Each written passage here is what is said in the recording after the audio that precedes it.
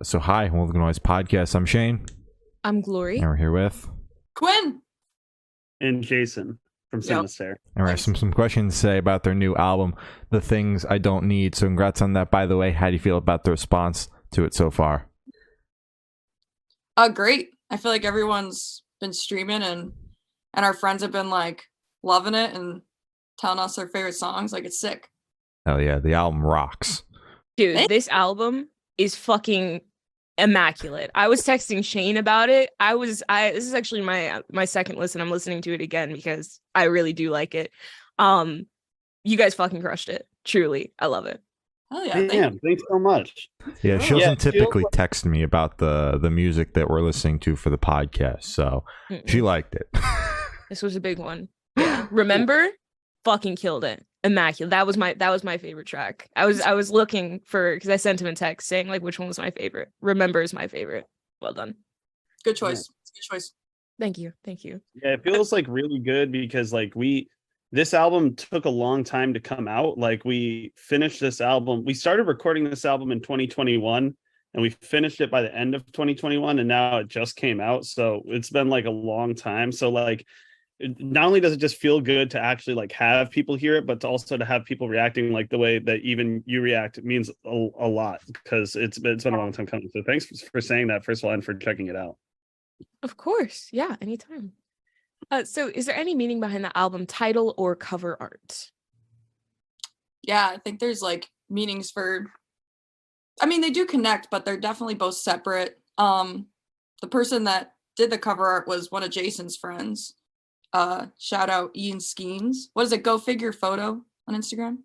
Yeah, so like I met Ian like back in the day. I was on tour and he like had this acoustic session thing that he did at his house.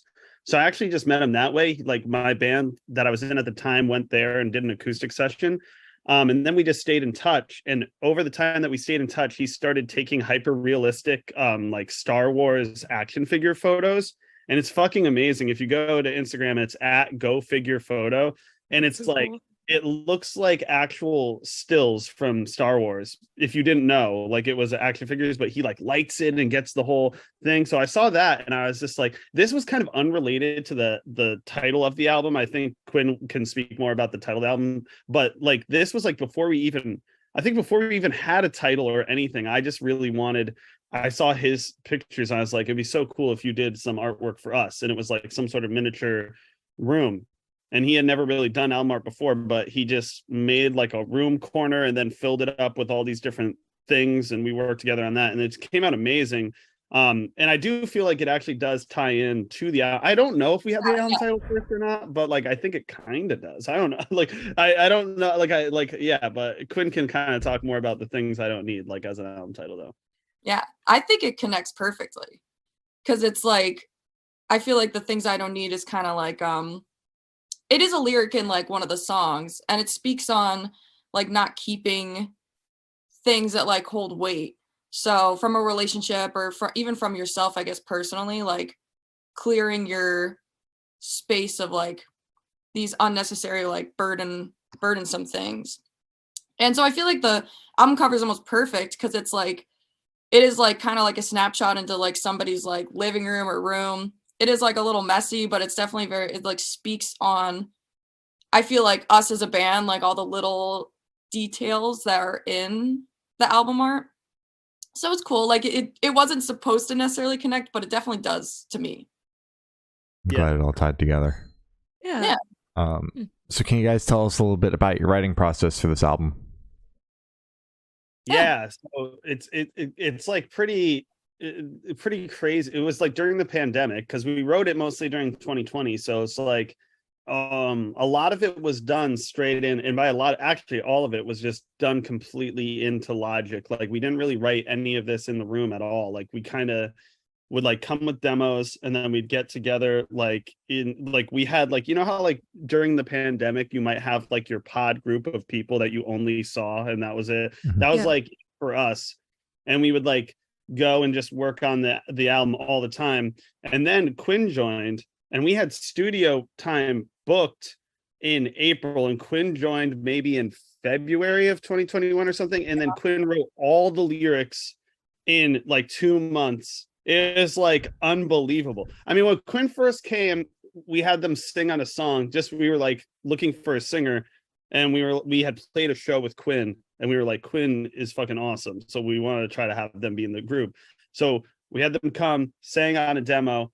It was like the most insane shit I've ever heard in my life. Like I've never been in a band with someone who can sing like the way that Quinn can. So it like literally sounded like autotune was on. Like I've never like it's just like their voice is just so good. I was like, holy shit, this is crazy. So then we were like, all right, we want you to be in the band. Quinn wrote the whole album in like 2 months, and then we went and recorded it. So in some ways, it's like we spent a long time on getting the production and everything in the songs together. And then Quinn came in and just like speed ran the whole like writing process, and it came out incredible. I honestly don't really know how they did it, but it's like incredible what they did. So I barely remember how I did it.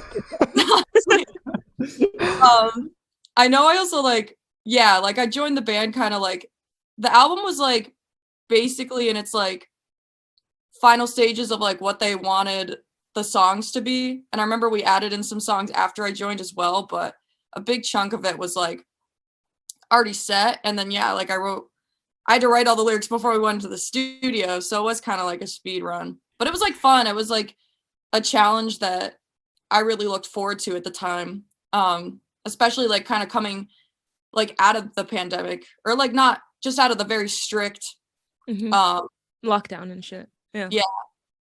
And then being like, oh, I have all this like stuff I can work on. Like it's very nice. It was fun.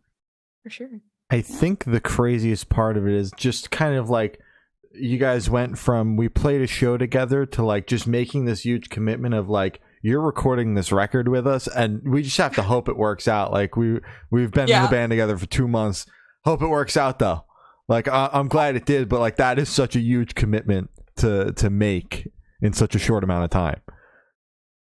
I feel like it was like crazy how well we all got along at first. I think that was like a really good indicator that it would work out for us. So at least for me personally, going in, I wasn't really like scared. Like that first like few sessions in the studio were just like so exciting, and like I learned so much. It was so cool. For sure. And do you think for future projects, you guys will kind of do instrumental first and then Quinn comes in and writes over it? Or are you guys going to mix it up and do it the traditional way? I say that lightly. I would say like now, because we've written like I said, this album took so long to come out that we have like a bunch of new songs. Like we have tons of new songs that we kind of are like going through, and it kind of varies. Like maybe like Joe, our bassist, will have like a full song. We usually do come with like a pretty full idea, at least, that like has like all like rough ideas of just like everything, even sometimes vocals. Like sometimes, and this is what's even crazier about what Quinn did, is like the way that I write is like, so I'll write like scratch vocals and they'll be like mumbling, and then Quinn then fills in words into the mumbles. So that's like even hard. Like I feel like that's even harder. But so we do that, like we'll do that, like, or like Quinn will look, I'll give Quinn like a full like instrumental still. So yeah, it depends. It honestly kind of depends. Sometimes Quinn has a full song that we just like use. Like it kind of just depends. But now we're like adding in the step of, we have the demo, but then we're going to play it in the room and let it kind of like see what happens. Because there's some songs on this album we still haven't played in a room at all, like together. Like it's like it's been like directly into recording. So oh my god, that's gonna be crazy when you guys finally do it, because it's been so long. I know. It'll be like really nostalgic in a way. Yeah. Oh my god, shit. That's gonna be exciting. That's awesome. Fuck yeah. I definitely think we will eventually play them all. Okay. Because we want to like, I think we want to let the album sit with us for this tour. I guess it has been, but I guess like publicly sit with us, and then we're gonna start like including like a bunch of the songs we haven't been playing yet, like into our set. It'll be cool. Fuck yeah. Awesome. So what song off this album took longest to write, and which one is each of your own favorites? Okay. all right, so which took the longest to write? I feel like it was the Real Problems. I don't know, because we That was Oh, like, I don't know. I That's a feel good like that one. one, and that's the first song. And I feel like that one is just because like that was like kind of unique because it was like really collaborative in every sense, like even lyrically, like we were all kind of like contributing to that one. But I don't know like what song took the longest to write. What song took the longest for you to write, Quinn, like lyrically? Like, Yeah, I was thinking like November Rain. Because I wrote the vocal melody for that one too, and I remember that was really difficult. I'm trying to think of like I I don't know, they all were kind of like challenging, but they kind of all meshed together for me. that Yeah. makes sense. I Yeah. I feel like I don't I don't know. I feel like my favorite song, to answer the question of what my favorite song is, my favorite song I think is either Quinn Goes to Jail or Deep End. And Deep End actually was probably the quickest, like in terms of like what song was the quickest. We're like, okay, we have like a lot of mid-tempo songs, and we kind of wanted to add a like faster song in just to like pick up the pace in the album at some point. And just found this demo that I had made a few years before. And then me and Pasquale, who's our drummer, just like worked on the structure of it like one day, and it was like one day, and then I feel like Quinn had lyrics to it like the next day. And that was maybe like 2 weeks before we went into the studios, like, so that was like really quick, and I love playing that one live, and I just think it's really fun. And Quinn Goes to Jail is one of my favorites. I had absolutely nothing to do with writing that one, and I think it just came out incredible. I just love that song. I love the lyrics, and Quinn's idea to put like the bridge where there's like everyone saying their biggest fear. I think that was like a really cool idea. And we have like my mom's on there, my uncle is saying his biggest fear. It's like really special. And I get like it feels like one of the best things I've ever been a part of. So I really like that song. Hell yeah. I would just like to point out some of these song titles are hilarious, very Midwest emo-esque, but not a Midwest love it. emo album. Mhm. I'm not the biggest fan of Midwest emo, big fan of the song titles though. So I'm glad when They crushed that. bands outside of that genre also do the funny title thing. Yeah. Thanks. I think we like all of our songs like started off as like funny demo titles. And I think when we were going to kind of like finalize them, like going into the studio and everything, we were like, we kind of not like struggled, but we were like, which ones do we want to like keep? Which ones do we want to change? So a lot of them had different demo titles. Some had the same, and that's probably the funny ones, like Anime Bass Scene. I think Quinn Goes to Jail was also one of those, like that was just its demo title. We kept it. Yeah, that was definitely one. I mean, Remember used to be called Pregnant Jason. We changed That's great. That Huh? you shouldn't have changed that. No, Yeah. Pregnant Jason, yeah. That's an exclusive. That's a reveal right there. We've never spoken on that. That's why you that come used to the Good be- Noise podcast, for the exclusives. Mhm. But what's your favorite song, Quinn? Oh yeah. I for the longest time I really liked Commit This to Hot Keys. I think that like the lyrics in there, I don't know, like I just like resonated with them a lot. But now I feel like I don't know, I love Quinn Goes to Jail. I really have been liking Real Problems. Just I don't know. I could list a couple more too, but I'll go with those. Oh yeah. All right. So how did the track list for the album come about? Did you guys write the opener be the opener, closer be a closer? Did you shuffle around and see what fits? What was that process like? I feel like we definitely knew when Joe wrote November Rain Part 2. Yeah.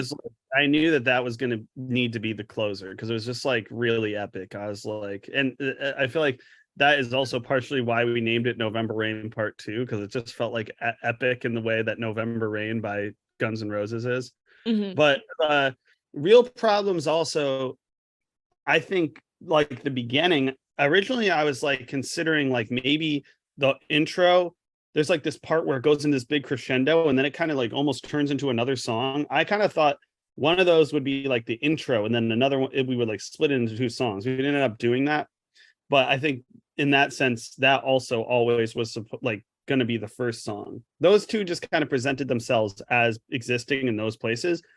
Everything else was like a very long process of trying to figure out how it flows. I'm really proud of the flow of this album. Like I really like the way the listening experience when you go through. I think it like flows really well, and we spent a lot of time on that. But it didn't. We those parts like came out. We just kind of like had a collection of songs, and then we had to try to figure out like how could it flow best. Yeah. For sure. Awesome. So would you be able to tell us where your headspace is at while you're creating this record? Oh God. What a question. Yeah, what was your headspace?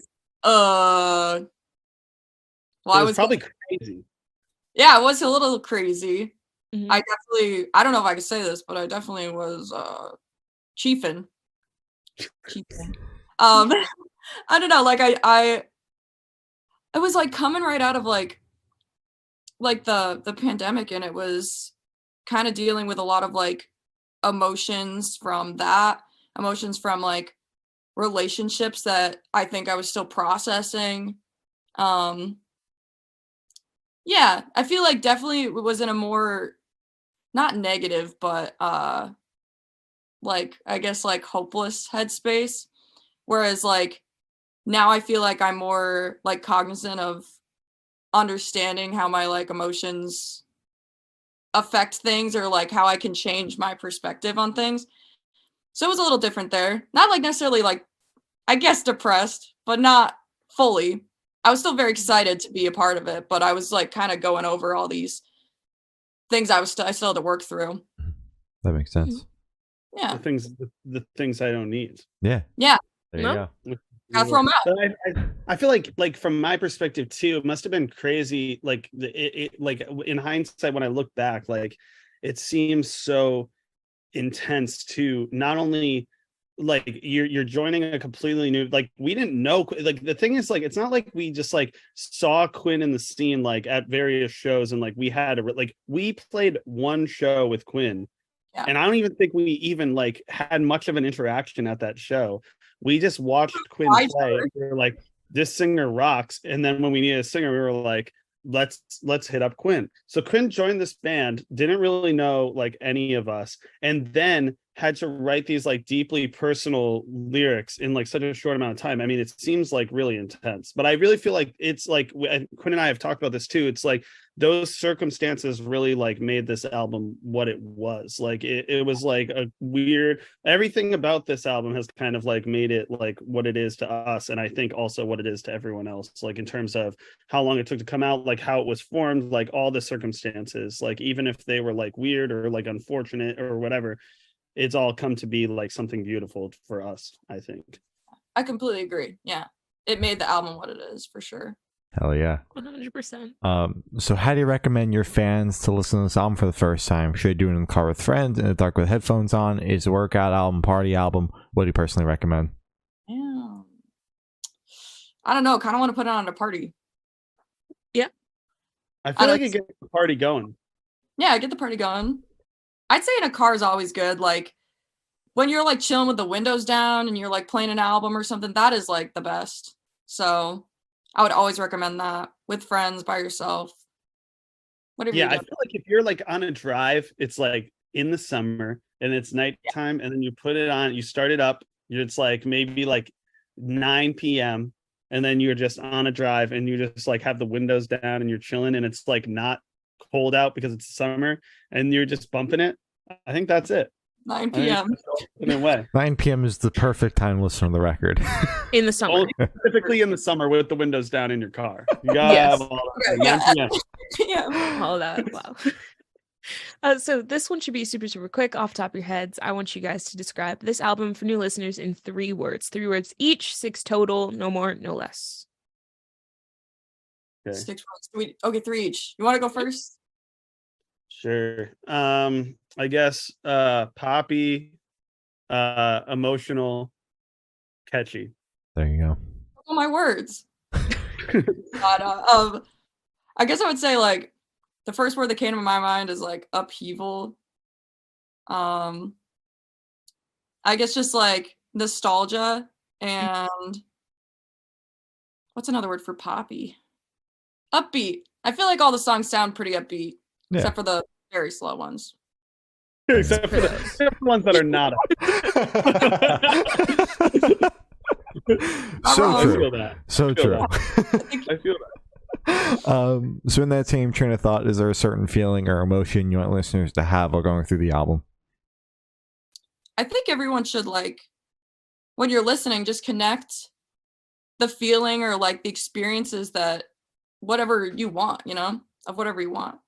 I definitely wrote songs with things in mind, and I'm sure we wrote songs with like emotions in mind, but I think when it connects to you like personally, that means more than like anything that I could necessarily say about it. Yeah, I would agree completely. Like I think we have like our own connections to the songs, but I think even my connections are probably the same. Like they're different than what Quinn's connection is. Like Quinn had their thoughts when they were writing the song, and like what it means to me is even different than what it means to Quinn. I feel like that's the same way it will be for all the people who listen to it. And I think that's like what excites me about making music, honestly, is like knowing that it could mean something different to everyone else. Yeah. Sure. Sure. Awesome. So are you able to talk about any particularly challenging or standout moments from the creation of this album, positive or negative? I think I look back like really fondly on like spending the times when Quinn was like first demoing the stuff with us, and we were recording in the closet of Pasquale's apartment, and like just making it like feels so far away. It feels just like so far away and so different. I think it's probably because it was during the pandemic. It just like feels like an extremely different time to me, but like that memory is just so beautiful. I don't know, like it just feels like so exciting because it was like so new. Everything was just like so new at that time. Like Quinn had just joined our band. It felt like something like we were creating something awesome together, that I was like the best thing that I've ever been a part of. So I like feel like that like was just so it didn't feel like hard work. Like it was, we were doing hard work, like we were working really hard on the album, but it felt like so easy. And I feel like I just always will remember that. Like I just loved that. That's sick. Yeah, I'd agree. I remember like the second time I met these guys, like we walked to a taco truck, like over like I feel like it was a mile or two. We had to like drive to get a ride back because we were like, oh, we didn't realize it was this far. But and it was like snowing. I think it was like there was snow on the ground. Yeah, That's how I feel like that was like the moment. I feel like if Quinn did that, because our drummer was like, oh yeah, we could just walk to the taco truck, it's not that far. But then we were like walking over like mounds of snow. Like it was like so far. It was actually like way far. We ended up like Ubering home, and I was like, and Quinn still wanted to be in the band after that. So I was like, all right. That's the vetting big process. test. You guys just bring every new band member on a 2-mile walk to the taco truck in the snow, and if they take the walk with you, they'll join the band. we recommend that. The tacos were really good too. Sure. That's I mean, they better be. That's good. I'm glad it was worth the walk. Right. Definitely was worth the trip. I do remember that very, like, as you said, like fondly, like those first few like interactions. Yeah, and then recording the record. Obviously, we recorded with Chris Teddy. He's like our good friend, and he's the best. So, like, recording with him is always awesome. And this is like the longest we spent on like any, like I guess like we haven't recorded a bunch of stuff, but like even like anything that I've ever recorded, usually it's like we record for like 4 days or something. But this one we probably spent like 20 something days, and there was just like I mean, even for the drum, like from song to song, we like would switch out snares, we would like switch out cymbals, which we never done before. We usually just use the same like components, and that was really cool to have like more I wouldn't call it wasn't really like experimenting, but just kind of like getting exact, like we wanted to like get the exact sounds that like fit the songs, and I felt like we had the ability to do that more on this, and that was like cool too, because I never really got to do that before. So that was like a thing that I really liked about making this album. That's awesome. Oh yeah. So for this question, I want you to picture you're on tour, you're at a gas station for a rest stop. What is your snack of choice? Oh, that's a good question. I would definitely go. Well, I know on what Quinn's you know what I'm gonna say? Yeah, what if I say what you're gonna choose and you say what I'm gonna choose? You Oh, already know. Good. Yeah, see if you're right. I think you would choose corn nuts. I mean, is That's that? Yeah, that's not a hard one. Have you guys ever had corn nuts before? Unfortunately. Oh God. Unfortunately, I've never had corn nuts. I have no idea what the fuck they are. Glory rips Don't. into every single person that says they're gonna get corn nuts. Is there? Wait, I want to. You guys got to make me a list of everyone who said corn nuts so that I can. Literally just one person other than you has picked corn nuts. Gotta It's link fucking up. ridiculous. You guys are the only ones keeping corn nuts in business. I swear to God. That's so funny because that's what everyone always says. Like when I talk to them about how I like corn nuts, literally verbatim, people say you are the only one keeping. No one else buys corn nuts, but they're kind of good. When I give them to people, people do like them. Like you know what I mean? It's a Like, pity. I feel It's a pity thing. I They're think. just trying to be nice, I think. They're just trying to make me not feel bad about it. No, like I corn nuts are pretty much my go-to. I understand the like aversion to corn nuts though because they're very. It's not like they're crunchy as hell, and it's like it feels like your teeth are going to break or something when you eat them. But Yeah.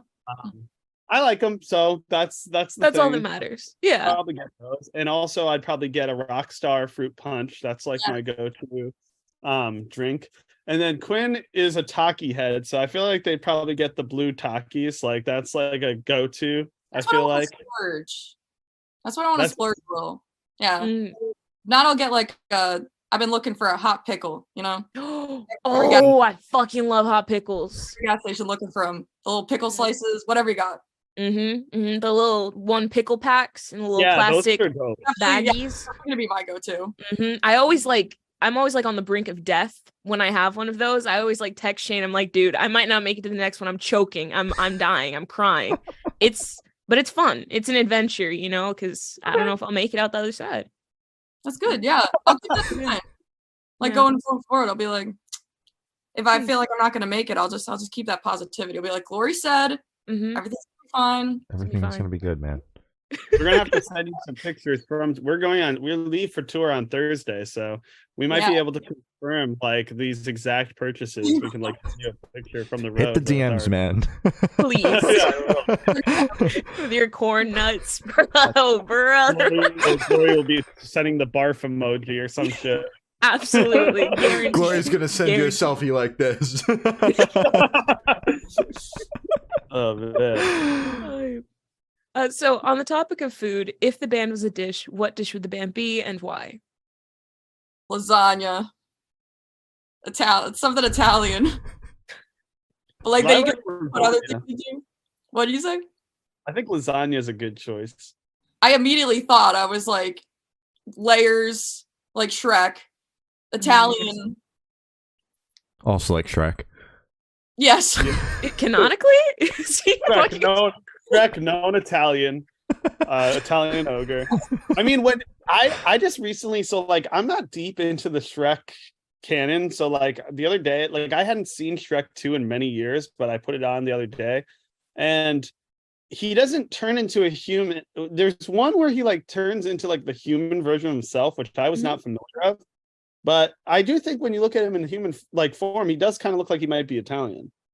Okay. I mean, like, there's no way to really know. But Mamma I feel mia. like Hey, it's a spicy meatball. Yeah. It's whatever. I'm gonna be honest with you. Never seen Shrek. Whoa. That is None of them. That's crazy. That's actually crazy. Not the first one? No. I mean, Damn. I don't know why you're surprised, man. You'd be like, have you seen this very popular movie? And I'm like, no, I have not. Never even heard of it. He hasn't seen Lord of the Rings, Harry Potter, like any of those big franchises. Never seen it. No. It's hard to talk movies with this guy. I'd be like, dude, have you seen this movie? I fucking love it. He'd be like, didn't even know it existed. Yeah, never heard. What movies do you like, what are your favorite movies? I'm a big Adam Sandler fan. I like Happy Gilmore. Okay. I think Adam Sandler is a very good actor. Some of his movies I don't like too much, but I haven't seen Happy Gilmore, but some of them I love, like Punch Drunk Love, and obviously his like newest Uncut Gems. Like he's very, very good in those. But you haven't seen Happy Gilmore? Yeah, highly recommend Happy Gilmore. I haven't seen that one. I've seen like the one with Cole Sprouse. Oh, Big Daddy, that one's really good. I like that one, yeah. I mean, love Adam Sandler. Like that. That's like I like The Wedding Singer is one of my favorite movies of all time. That one's so good. But all of those early Adam Sandler movies are great. Quinn is a huge movie head. Yeah. So, Shit. yeah. I wish I could pull a movie just like out of my head right now, but I can't. Just be like, oh, did you see this one? But trying to throw me off. yeah, can't do that shit. Well, if you could think of one, yeah, you could DM us and be like, you ever heard of this one? Probably like, yeah. Quinn like have Letterboxd and they review like every movie that they watch. But big Ratatouille head. Yes, Ratatouille. I fucking love Ratatouille. That is like top 4 twice. Made it my top 4 twice. That is like how big that movie is for me. Yeah, Ratatouille made me want to cook, like start cooking. Seeing that, yeah, it's you wanted the little amazing. rat to pull on your hair and shit while you're no. I just want to make like that shit. No, I don't want a rat anywhere near me in the kitchen. That's fair. That's fair. You could get a raccoon instead, or a possum. A possum would be cute. Put a little like hamster on your head. Oh, I have a guinea pig. I feel like that would work. Yeah. Just plop them right on top. Yeah, right on top, balance it. I think it'd work. You know. Oh yeah. I mean, I'm not sure that every little critter has the same culinary aspiration. I'm thinking they probably do. Are you saying my guinea pig can't cook? I'm not Corn saying nuts guy over here is saying your guinea pig can't cook. Right? I'm not trying to kill anyone's dreams. I'm just saying we don't want to force any dreams on these like little critters. They might have different aspirations. You never know. They might pull your hair and then make you like I don't know, code something. Oh shit! Oh my god! I don't know. Oh my god, that's crazy. So for the last couple questions, we're going to shift completely away from music and go straight to death row. Boom. So if you're on death row, what would your last meal be with a drink? That's good. Well, I am going to jail very soon, or I actually am in jail now as I'm recording. So I heard. Yeah. So I guess for my last meal, really like progress. Like the prison really lets Quinn decorate. Yeah. Is very decorated. They felt really bad for me. Yeah. Yeah, that's why. Yeah. I don't know. Like that's such a difficult question because I like really like food. So I'm like, how do I decide? Do you know, Jason? Do you have a food? Are you gonna eat corn on your? No. That's your last meal. A lot higher quality than that. It's actually going to be Hot Pockets and Mountain Dew. It's the final meal. Let's go out the way I went into this world. I mean, I didn't come into this world eating Hot Pockets and Mountain Dew, but I might as well have because I ate That's a lot. hardcore baby.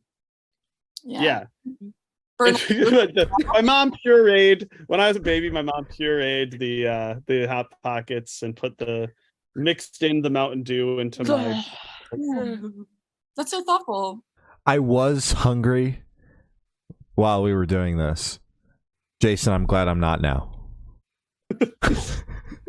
Great. Jason's really good at that, you know. Right. I've decided I would eat buffalo chicken pizza. That's what I would eat. Hell yeah. And what would you drink? Yeah, that's the next thing. Red Bull. It would be a Red Bull.